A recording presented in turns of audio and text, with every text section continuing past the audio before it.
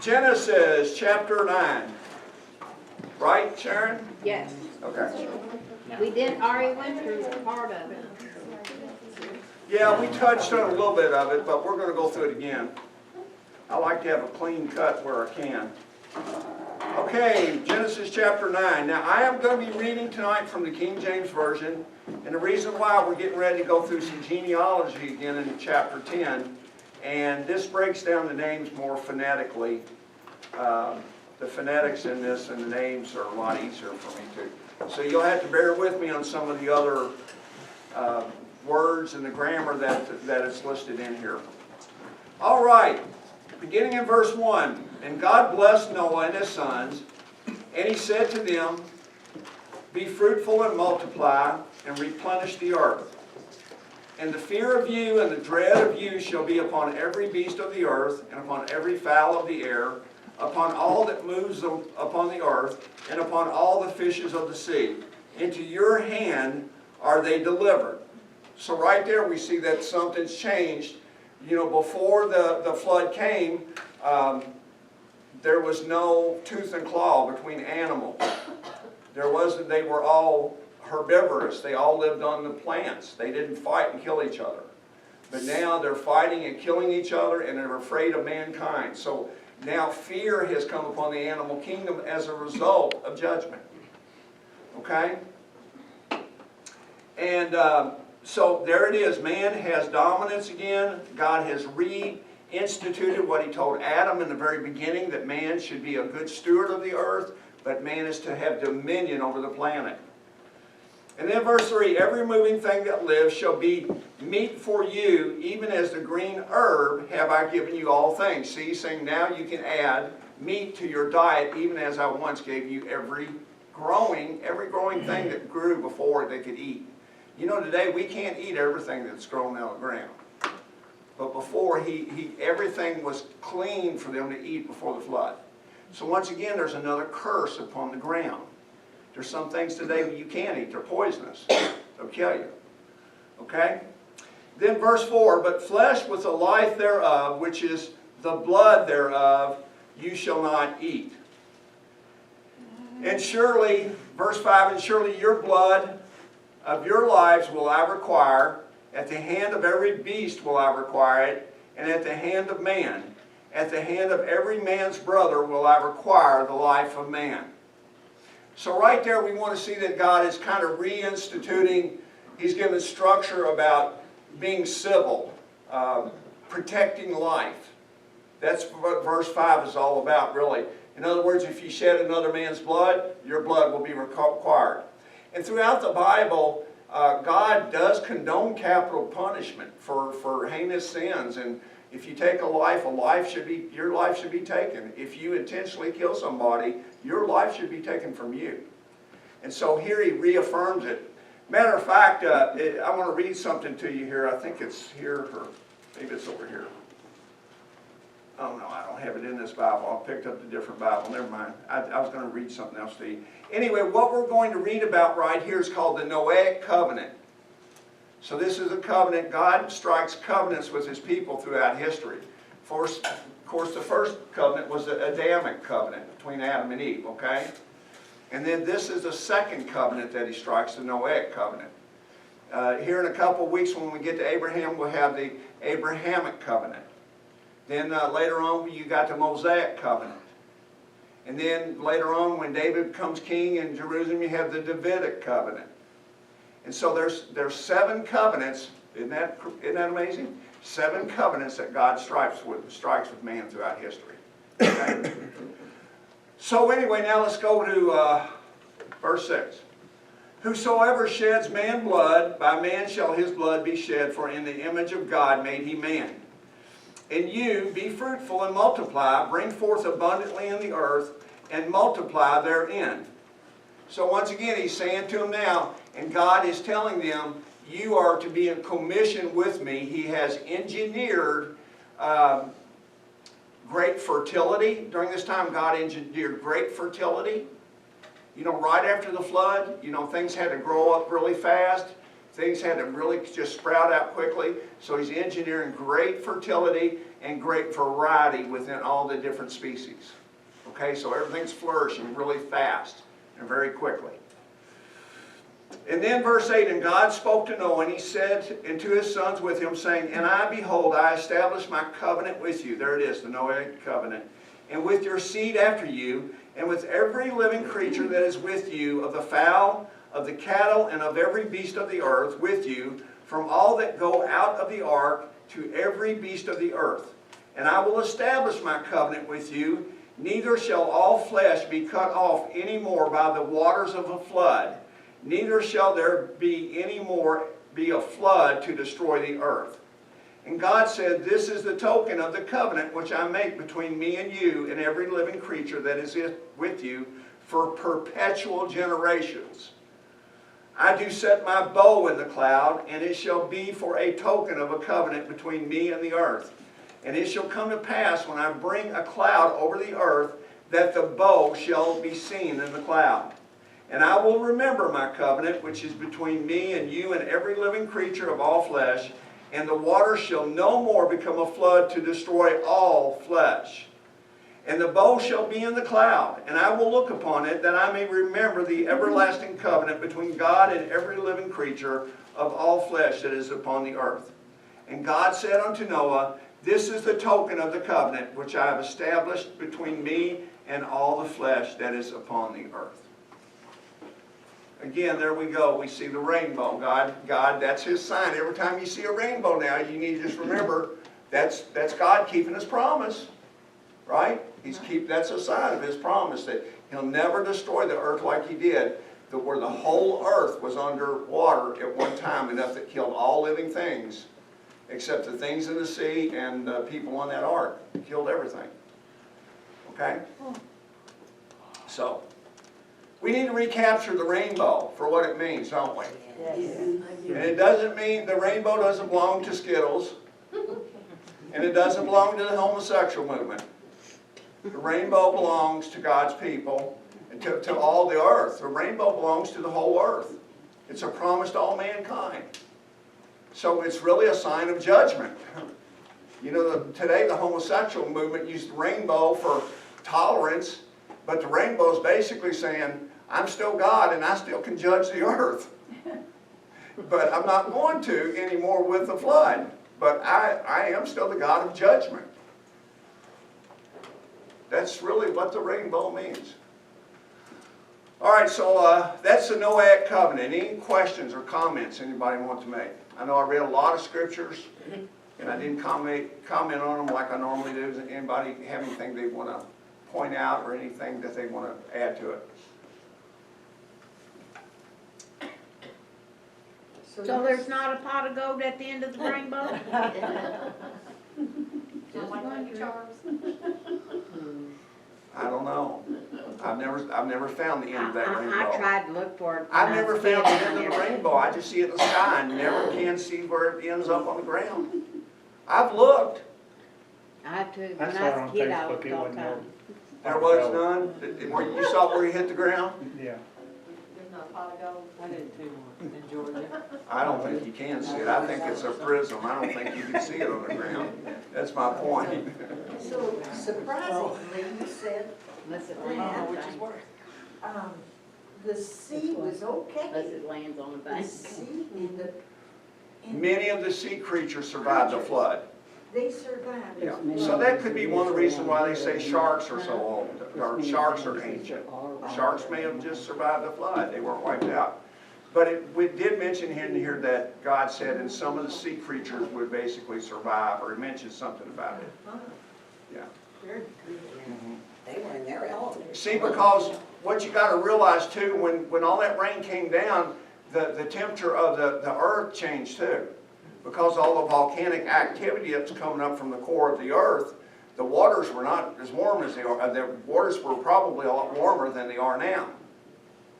Okay? Because you had all that volcanic activity. Plus the earth before that was basically, was subtropical on all the poles.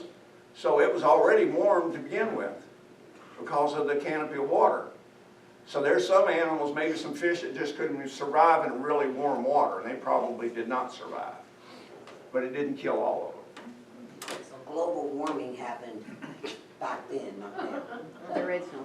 Yeah, global warming was, yeah, Yeah. but it was constant. It was constant global warming. All right. I was out the other day. You ever been outside where just the wind's not blowing, not one bit at all, not 1 hour, not 1 mile an hour, just still and calm as it can be? Can you imagine that's the way it was when it was subtropical? There was no wind to blow, but the planet was just like 75, 80 degrees, just the whole planet, and no wind blowing. I was out on the golf course the other day, and I just looked around like, there's no wind blowing, just still as it could be. It was amazing. It was amazing, yeah. And then I hit my tee shot and went downhill after that. Okay, any other comments?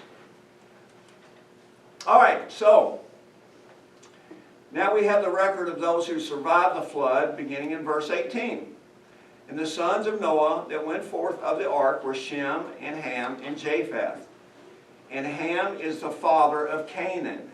Now that's important. We need it. Moses is making that distinction because already as they enter into the promised land during the time that Moses is getting ready to write this, or as he writes this, they're going to enter the promised land, and what's one of the greatest tribes that's against them is the Canaanites. As you read the Old Testament, the Canaanites were the tribe that was constantly against Israel. Okay? And that's why it's a lot of times called the land of Canaan, because it did belong mostly to the tribe of Canaanites during that time before the Israelites moved in. Okay? So Cain is the son, the youngest son of Ham. All right? What? Say that again. Canaan. Did I say Canaan? Cain. Oh, Canaan. Okay, Canaan. So Canaan is the youngest son of Ham. Okay, verse 19. These are the three sons of Noah, and of them was the whole earth overspread. We all come from Noah. Everybody, we're all descendants of Noah's family and his sons. Verse 20, and Noah began to be a husbandman, and he planted a vineyard. Now, what's a contemporary word for a husbandman? A winery? A farmer? Gardener. Okay. Gardener? Okay. And he planted a vineyard, and he drank of the wine and was drunken. And he was uncovered within his tent. So he got drunk and he got naked. That's what happened to Noah. That's what happened to a lot. He got drunk and then he went and shed all his clothes and laid in his tent. Right? Now, let's see what's going to happen here, because this is one of the most inexplicable cause and effect that we're going to read here. One of them in the Bible is what the curse that he's going to put upon one of the sons. Verse 22, and Ham, the father of Canaan, saw the nakedness of his father, and he told his two brothers outside.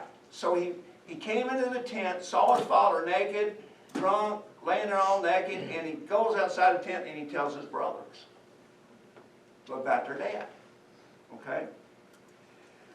Verse 23, and Shem and Japheth took a garment and laid it upon both their shoulders and went backward and covered the nakedness of their father. And their faces were backward, and they saw not their father's nakedness. Now verse 24 is the verse that's really at times inexplicable. Many people struggle with this, and said, and Noah awoke from his wine and knew what his younger son had done unto him. Now that's kind of weird, isn't it? What his younger son had done to him, Ham, what he did to him evidently was something that he shouldn't have done to him. The question is what? And it doesn't go on to say, but Noah was pretty upset at what his son had done, what Ham had done. Okay? And he was drunk and asleep if he awoke from the wine when it happened. Right? He's still out of it whatever happened. Yeah, but then when he woke up, he evidently was told that he was found naked in his tent. And Canaan had told his brothers, that's what he got mad about. Could be. Let's read this. Verse 25. And he said, this is Noah, cursed be Canaan, a servant of servants shall he be unto his brethren. And he said, blessed be the Lord God of Shem, and Canaan shall be his servant. And God shall enlarge Japheth, and he shall dwell in the tents of Shem, and Canaan shall be his servant. So we see here, Canaan, of course, is the youngest. He's not even cursing Ham, who did this. He's cursing the youngest son of Ham. You see that? Why? No, that's the grandson, right? No, it's the son. No, it's the son of Ham. Canaan No, is the son. Noah's grandson. Noah's grandson. It's Noah's grandson. Okay. But it's Canaan's son. It's his youngest son. So instead of being mad at Ham, he curses Canaan, Ham's youngest son. His grandson, Noah's grandson. It's kind of weird, isn't it, how that reads? Oh, but he was drunk. But shouldn't Noah accept some accountability? Because he was the one that drank and got drunk and stripped naked. That's what I was thinking. And And he probably should, and there's no, God doesn't, this is just like, it's a report here. God's not condemning this here. It's just reporting human behavior. Sometimes we read this and it doesn't mean God approves what people do in the Bible. It just sometimes reports what people do in the Bible. It reports human behavior without condoning it many times. That's a key distinction you need to see. Okay? So what is going on here? Well, here, let me throw it out to you. Here's what I believe happened here. If someone is in, let's say you're in your house and you don't have any clothes on, and somebody just opens the front door and comes in your house, is that acceptable? No. no, No. even if you got clothes on, it's not acceptable for just. Okay, even if you have clothes on, it's not I acceptable. mean, you got, Not you should be acceptable. invited You in. gotta invite them into your Yeah, house. you would not. Yeah. The culture in that days was similar to what it is today. When you have a tent, that's your abode, when you're a nomad. People, they need to dress, hey, I'm here, can I come in, or I'm outside. They should be invited in. If not, they're not welcome in that tent. So that's pretty much a cultural nuance of those days. So that's what Noah, I think, was upset about. And then the fact that his son Ham did not show any respect to his father. The fact that he went out, why didn't Ham just cover up his father? Exactly, yeah. No, he had to go out and tell his brother, hey, Dad's in there. He had to go out there, he's the gossiper. So actually, I think what Noah did, because it said Noah was a preacher of righteousness, he was a righteous man, he evidently saw a character flaw in Ham and possibly his descendants. And he cursed that character flaw, is what he's doing. He's cursing that character flaw. Now it's amazing, Noah, with what he did, that God entrusted him to save the human race. The only time he speaks in the Bible, he's quoted speaking, is right here when he curses his grandson. He never speaks again. Noah doesn't speak throughout the Bible. It tells what Noah did, but Noah's never quoted saying anything except this one curse where he curses his grandson.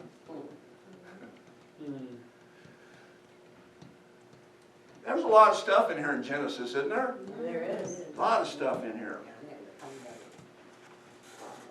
Okay. Verse 28, and Noah lived after the flood 350 years. And all the days of Noah were 950 years, and he died. Now, Noah was born before the flood. You'll see now the ages of men right after this will start to decrease pretty significantly. You're not going to have people living in the 900s anymore. It's going to start decreasing.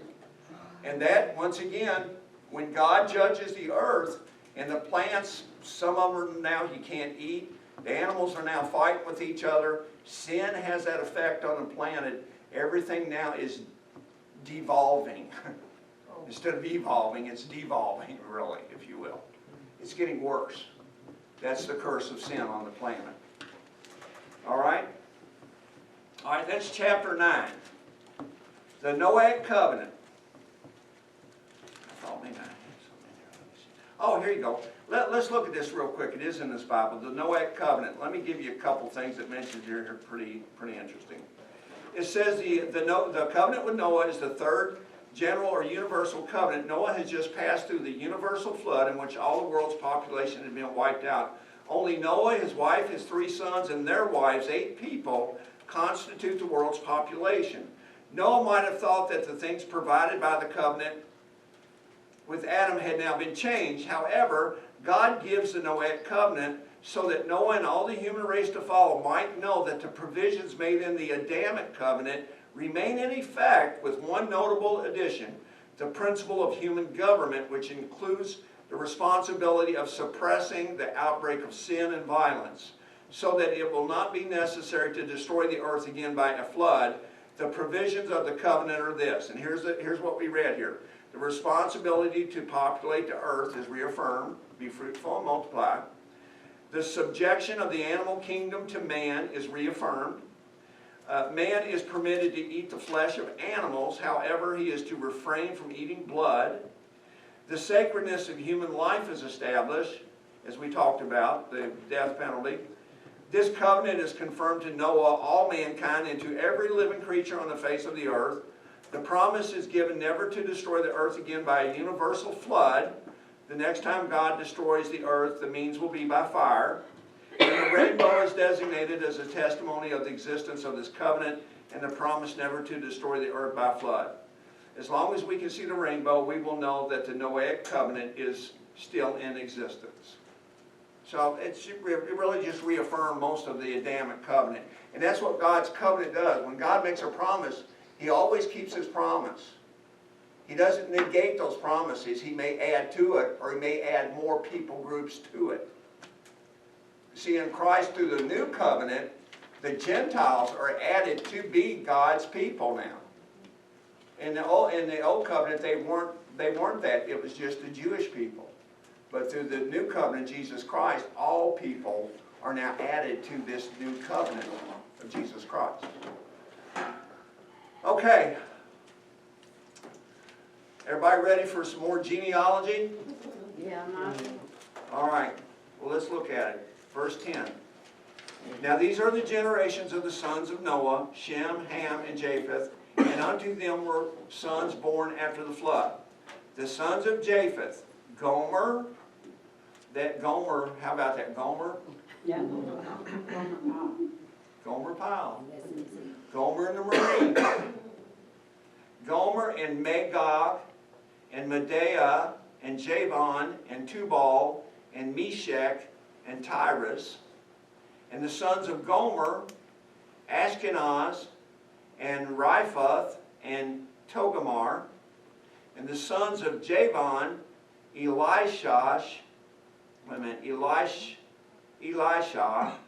and Tarshish, Kittim, and Dodanim, or Rodanim. Some versions have Rodanim, but I've got Dodanim. By these were the isles of the Gentiles divided in their lands, every one after his tongue, after their families and their nations. Now, verse 5, God's not going to give us a big specific explanation of how the whole world got populated, right? This flood started over in Mesopotamia, or over in the Middle East. But have any of you been to, and I know Ellie has, and a few of you, been to the Creation Museum? You need to go to the Creation Museum, you guys. You need to go there. You need to go there. Especially, it explains how, first off, how did all the people, with the continent spread out where they are now, how did all the people migrate all over the earth? Right? Many scholars believe that the entire earth before the flood was one landmass. And then after the Noahic flood, in the tectonic splits and everything we see today, the tectonic plates, that all the continents broke off. And even some lands rose up. If you look at the map, matter of fact, if you ever look, you can almost place the continents, if you pull them together, like Africa and a lot of them, they almost look like they fit perfectly. So think about this. How many of you know the distance between the tip of Alaska and Russia? The Bering Strait. Just 50 miles. Chapter closed. 12 miles. Wow. 12 miles is all it is between Alaska. So chances are, for one thing, there before the water started, there was probably a land bridge or a sand bridge that people migrated from there over to the continental United States. Plus, Answers in Genesis will also tell you that the flood created basically all these floating rafts with all these timbers and wood that went down. There were actually rafts that they could create because all the trees were down and people could actually get on these rafts and just go. And it helps to explain that, so you can, because a lot of people say, well, if it all started over there, how did everybody get there? And it's a logical assumption that the Bible's not specific about. But look what it says in verse 5 here. Look. By these were the what? Isles or coastland. You see it? The word there. By these the isles or islands of the Gentiles were divided in their lands. So God doesn't go into specifics, but he says here, he mentions that islands were now created and people migrated based upon different tribes. And that's how the people got there that way, okay? So you got to really study the Bible to understand that God, sometimes he doesn't give great specifics about it. You know, he doesn't go into all the demographics and all the science about how this happened, but it's pretty logical if you think that if you've got all the forests, just think about it. It was a subtropical planet, trees and plants are growing everywhere, and suddenly a great flood comes and wipes almost every living thing out. You're going to have all these trees that are down, and suddenly and what happens to wood? It floats, right? So you'd have these huge lakes of rafts that you could construct. So chances are that's how these people got to these different lands. Okay? All right. Verse 6. And the sons of Ham are Cush, Mizraim, Put, and Canaan. And the sons of Cush, Seba, Havilah, Sabta, Ramah, Sabteka, and the sons of Ramah, Sheba, and Dedan. And Cush begot Nimrod. He began to be a mighty one in the earth. Now there you have a distinction right there, right? The name Nimrod, hang on to it. I will tell you, Nimrod is actually a prototype of the first Antichrist.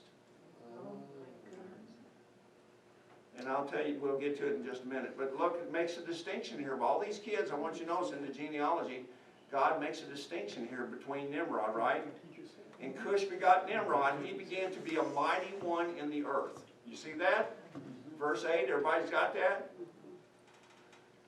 Okay, now here's verse 9. He was a mighty hunter before the Lord. Wherefore it is said, even as Nimrod, the mighty hunter before the Lord. You see how it's repeated? Okay. So God is making a distinction between Nimrod, okay? And he says he was a mighty hunter. Does that mean like he was just a super hunter of beasts? He was a safari hunter? Then he had all these heads on his wall of animals? Does that mean he was Gaston? Remember Gaston? Was it Gaston? Was that what God's talking about? Now I think the key here in the Hebrew, it's kind of, as I looked at this and studied, it's kind of really, the implication is here, he was in God's face. When it says before the Lord, he was in his face. It's an irreverent reference to basically defying God. So Nimrod is actually a hunter of not of animals, but of people's souls. He's a hunter of people's allegiances. That's what he's hunting. Okay? Didn't take long, did it? Didn't take long. No, you know, and you know, but that's it. you know, that's our memory. It doesn't take us long either. You know, think about all the times God has brought us through things and we forget it. We have to be reminded, he has to remind us sometimes, hey, I brought you. But our memory is, that's why on our communion table it says, do this in remembrance of me. We have to keep remembering it's Jesus that lived the perfect life. We don't. That's why we come to him in humility. We forget that. Oh, I'm a Christian now. I'm doing everything right now. I should be good in God's eyes. I'm one of his best. Yeah, right. Right? We forget that. We forget about grace. And we think we go back to works again. I'm a good person, or I'm doing good, or I don't do this anymore that I used to do. That's a work salvation. It's all about what Jesus did, not what we did. Right? Okay, so where was it? Cush.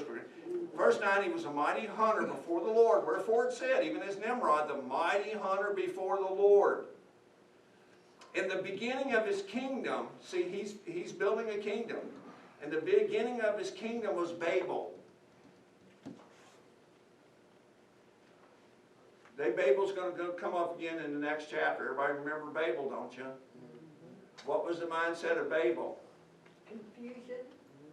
No. Not at first. Not at What was first. the mindset of the people of Babel in this land? We can get to Arrogance God. and pride. We can be like God. We're going to build a tower and we're going to get to God. See, that's Nimrod's attitude. We can be like God. He's in his face. He's not humble. In the beginning of his kingdom was Babel, and Erech, and Akkad, and Calnash in the land of Shinar. So the land of Shinar, that was the plain in which they were going to build this tower. Verse 11, out of that land went forth Asher, and builded Nineveh, and the city of Rehoboth and Calah. Everybody remember Nineveh? Where was Nineveh? Everybody remember Nineveh in the ancient world? That's Where the where whales, Job was yeah. sent to. The capital of Assyria. The Assyrians were enemies of the Jews too. Okay? So this family tribe they're planning Babel, or where we now call today Babylon. Babel was basically where Babylon is today. Nineveh is the capital of Assyria, who today is an Islamic country who hates the Jews and hates Americans. Okay? So some things never change. Okay? And let's see. And then verse 12, and Reson between Nineveh and Calah, the same as a great city. And Mizraim begot Ludum, and Ananim, and Lahabim, and Nephtuhim, and Pathrusim, and Casluhim, out of who came Philistine. So there comes the Philistines. How many remember the Jews had fights all the time with the Philistines? Remember Samson was constantly fighting with the Philistines? Came out of this tribe of Nimrod and Cush. Okay? Verse 15, now there's the family of Canaan. And Canaan begot Sidon, his firstborn, in Heth, and the Jebusite, and the Amorite, and the Girgasite, and the Hivite, and the Archite, and the Sinite, and the Arvadite, and the Zemarite, and the Hamathite, and afterward were all the termites.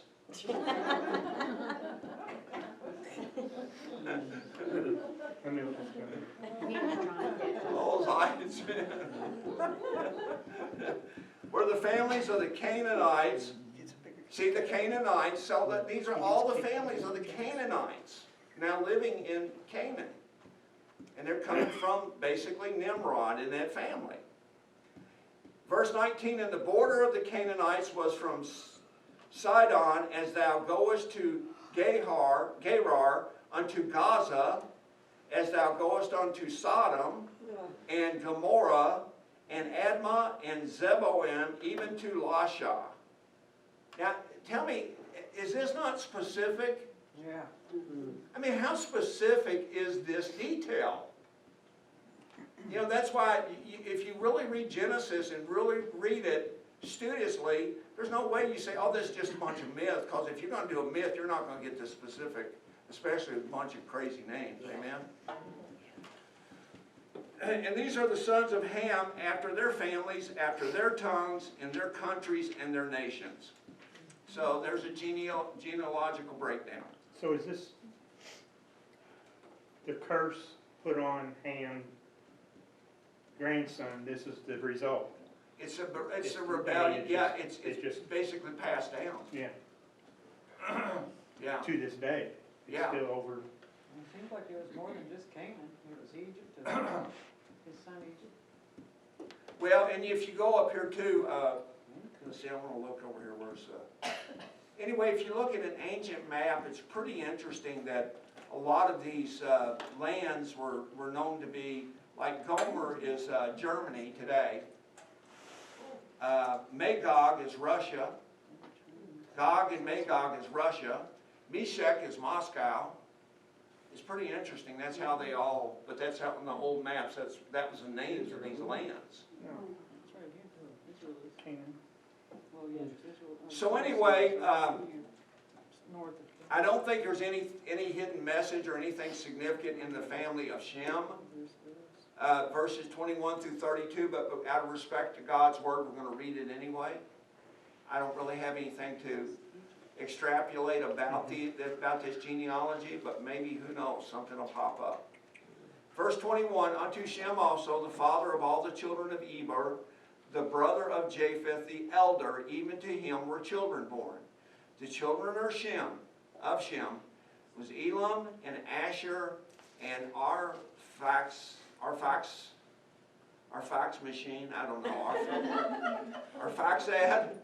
and Lud and Aram, and the children of Aram, Uz and Hul and Gether and Mash. How about that, have a name called Mash? His middle name was Potato. And Arphaxad begot Selah, and Selah begat Eber. And unto Eber were born two sons. The name of one was Peleg, for in his days was the earth divided, and his brother's name was Joktan. And Joktan begot Almadad, and Sheleph, and Hazarmaveth, and Jerah, and Hadoram, and Uzal, and Diklah. And Obal, verse 28, I'm in verse 28 now, and Obal, and Ben-Ael, and Sheba. And Ophar, and Havilah, and Jobab, all these were sons of Joktan. And their dwelling was from Mesha, as thou goest unto Sephar, a mount of the east. These are the sons of Shem, after their families, after their tongues, in their lands, after their nations. These are the families of the sons of Noah, after their generations, in their nations, and by these were the nations divided in the earth after the flood. There you have it. There you have Where did it. they come up with these names? I don't know. That is just- No wonder they're always angry over there. Yeah. Have you looked at some of today's names? I know, that's what I'm talking about. Oh They my don't have God. anything on those names, to be honest with you. Okay, let's get to the Tower of Babel. Does anybody have any questions about these names? Does anybody want to dispute in his genealogy? I don't want to dispute it, but I do have a question. Okay. Mike has a map, and actually Ham's clan is Egypt, Okay. and then Shem is across the Red Sea, and then Jephthah is north of, I don't even, what is all this up here? This is all, Probably Turkey Yeah, and all Turkey, that, Afghanistan, all the stands today. so Shem is Jerusalem, part of Shem's Yeah, territory? Shem and Japheth were both not cursed of God, so it's probably one of those two. Okay, Well, no, it kind of looks it's like. green, which is Ham. Well, Canaan looks like it sits right next to Jerusalem. Yeah. Well, you look at it today, you know, the Gaza Straight, the West Bank and the Gaza Strip are all still there today. Those areas are still, and that's where they're fighting. You know, and then the Golan Heights is where Syria claims that land and shoots rockets into Israel all the time, so. You guys listen, Israel, just the fact, you know, we know the United States of America is a miracle that God brought about the birth of our nation. We've all, most of us in this room learned American history. You know they're not teaching that in public schools today. You do know that, don't you?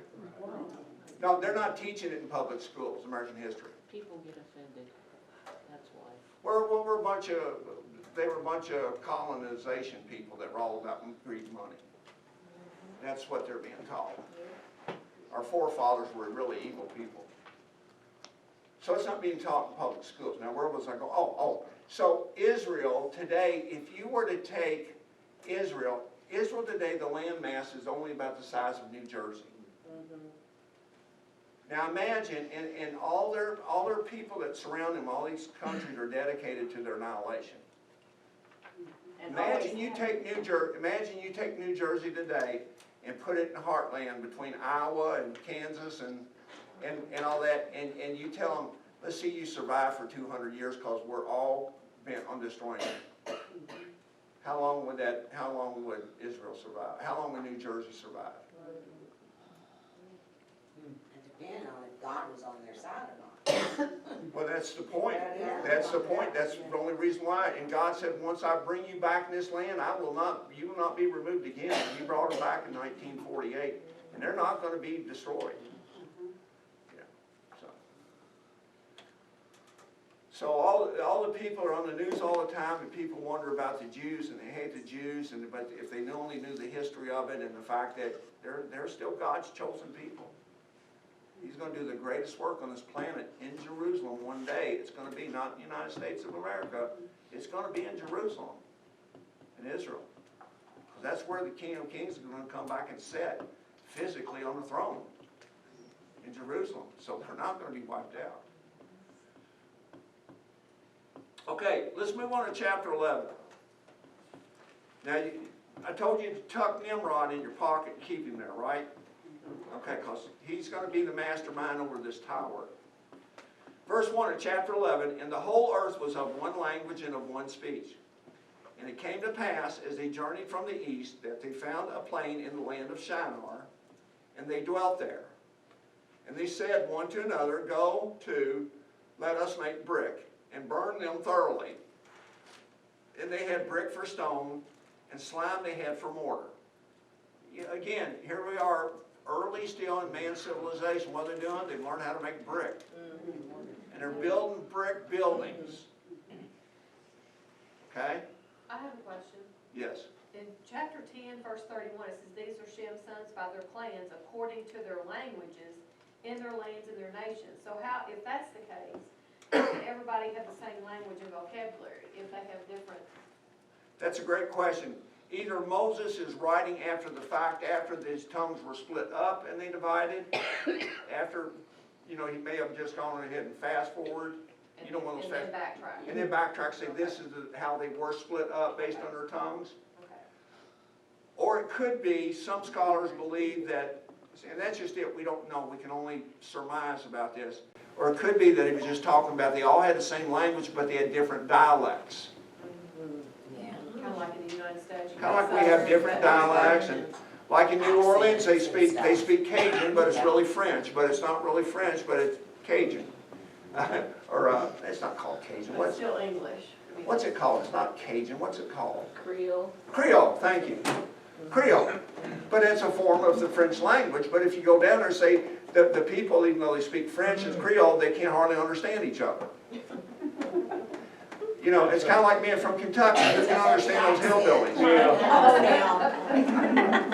That's the same way. I was born in Kentucky. I got dirt on my feet here. No, but so either way, but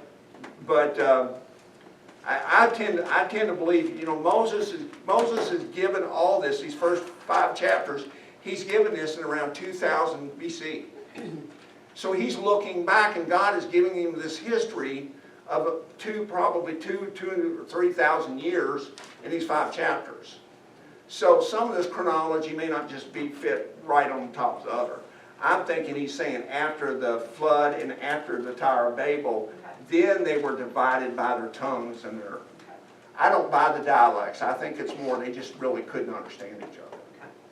And I also believe that's where a lot of these caves and stuff, you see a lot of drawings, I think, as they were trying to figure out after the Tower of Babel and their languages, you know, and they draw a picture of a cow and one of them points and says giraffe, and those, you know, we're not on the same page. I believe that's where all it came from. They were just trying to connect again. Is that when they said move on? Yeah. Is that when they said move on? They might have. So maybe the caves weren't their home, maybe their caves were their offices and the walls were their whiteboards. It could be. Okay. That could be. I think Motel they were sixes just are trying to traveling survive, you know? They were just trying to survive. It was the schoolhouse, Donna. There you Well, go. at this time, did they have a written language? Well, yes, they would have had a language. Remember? Well, It no, said they had God brought language, the but was it animals to, written? God brought the animals to Adam and he named them. Yeah, I know they had language, but did they have a written language? Well, Most of the people didn't know how to write. That's what I'm saying. Could they write things down? I don't know. I- I'd be speculating to say I don't know. You know, when you learn linguistics in I'm thinking it's school, just an oral language, Back- not yeah. written. but still they would have had to write something, make symbols, you know, make symbols to say this was Yeah. the sun or, Yeah. you know, name it that. So as far as having a language like we have, I don't know, probably not. That's what I think it must have evolved over time. But if you took linguistics back in school, you know, they say it came from, originally from, what was it? It's not Latin. Anyway, if you took, I forgot, it was so important, I've already forgotten it. Gaelic. Yeah, probably. Okay. So here's their attitude, verse 4. Here's a rebellious attitude. Verse 4, and they said, go to, let us build a city and a tower whose top may reach into heaven, and let us make us a name, lest we be scattered abroad upon the face of the whole earth.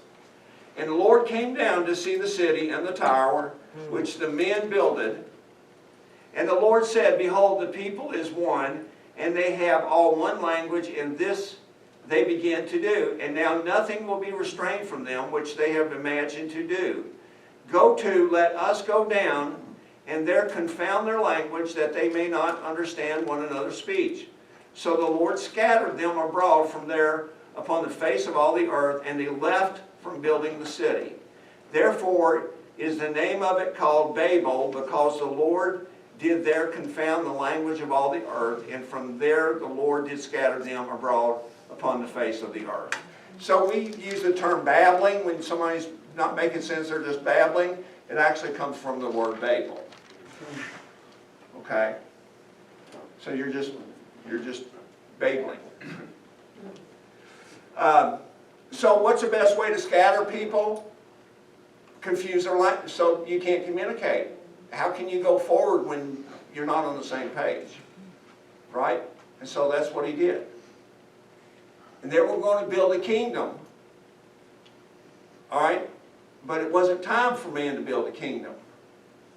So he scattered their language.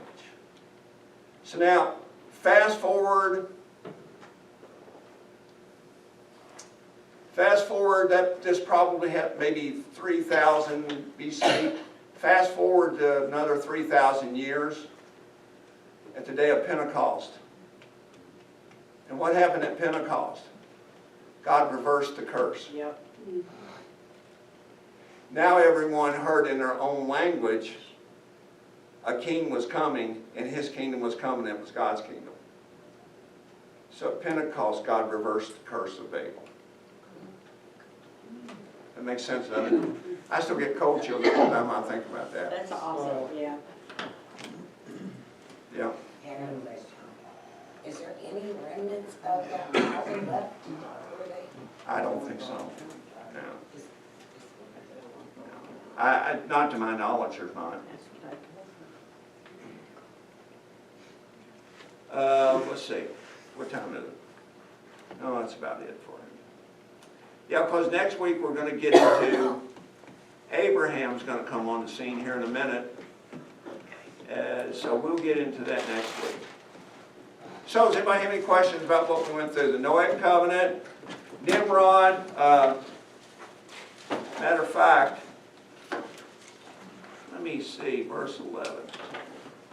Hold on a minute, I wanted to say something else here. Where did I have this?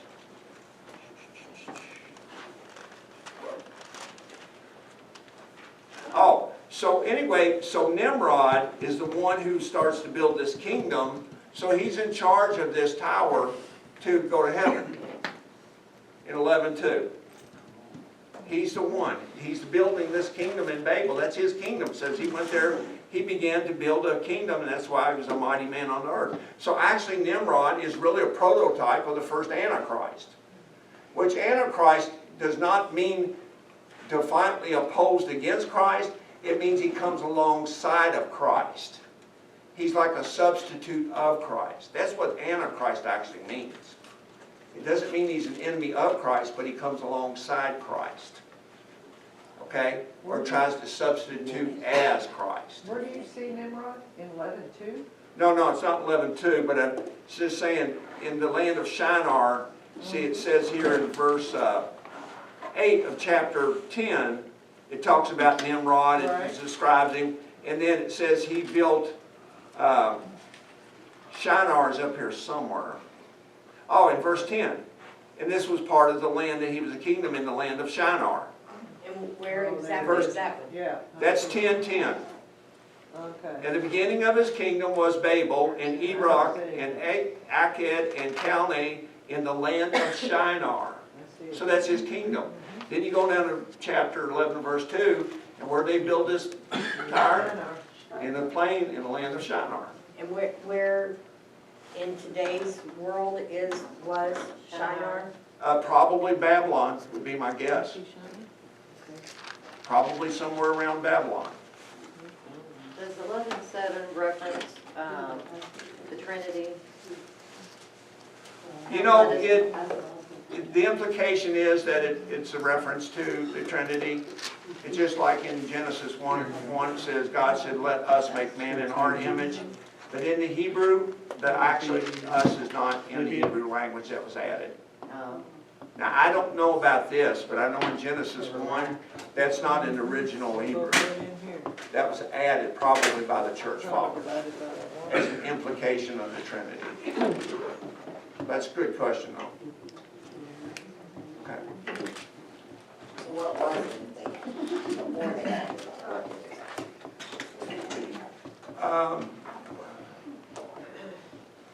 And God said,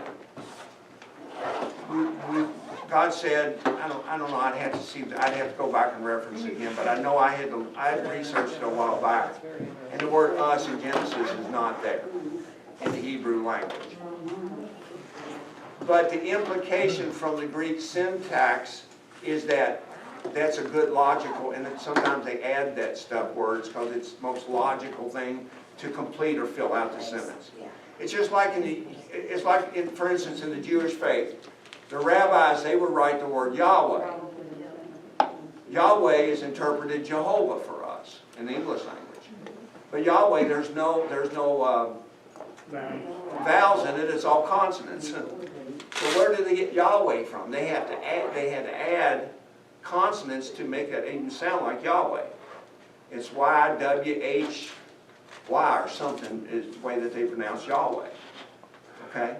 So a lot of times that's just the linguistic way that they flesh it out. Early linguistics, Yeah, not, you know. yeah, right. So the word Jehovah today is the word Yahweh in Hebrew. And Yahweh doesn't have any vowels in it at all. So it's the way that they come up with languages and the way they express it. Help us understand. Help us understand it better. All right. Any questions? Good stuff. All right. We can believe all of it from Genesis 1:1 to Revelation chapter 22. It's all God's Word. Amen? Amen. Amen. God bless y'all. Hope to see you Sunday. Or go to